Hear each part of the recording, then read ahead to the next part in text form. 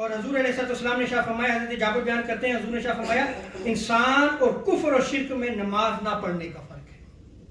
اور حضرت مولا علی آپ فرماتے ہیں کہ جس نے جان بوجھ کر ایک نماز چھوڑی تو وہ اللہ تعالیٰ سے بری ہوا، اللہ تعالیٰ اس سے بری ہوا۔ امام احمد بیان کرتے ہیں کہ جب انسان کی نماز نہیں ہے، نماز جاتی رہی تو اس کا دین جاتا رہا۔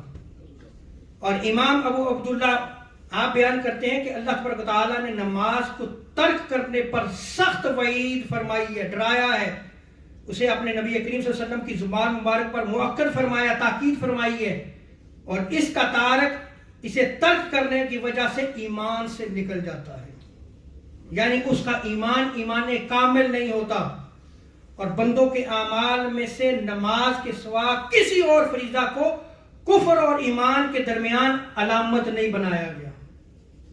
حضرت ماقل بیان کرتے ہیں حضرت مولا علی کے پاس ایک آدمی اس وقت آیا جب آپ رہبہ میں موجود تھے، مقام کا نام ہے۔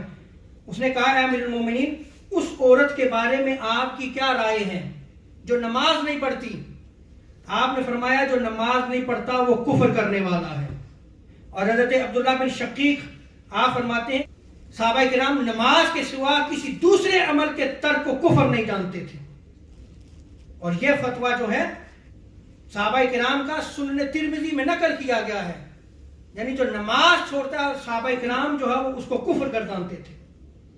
اور محمد بن نصیر وہ روایت کرتے ہیں کہ میں نے حضرت اسحاق کو بیان کرتے ہوئے سنا کہ اہل علم کی حضور تاجدار کائنات صلی اللہ علیہ وسلم کے زمانہ سے یہ رائے تھی کہ بغیر عذر کے عمدن جان بوجھ کے نماز ترک کرنے والا یہاں تک کہ اس کا وقت جاتا رہا کافر ہو جائے گا۔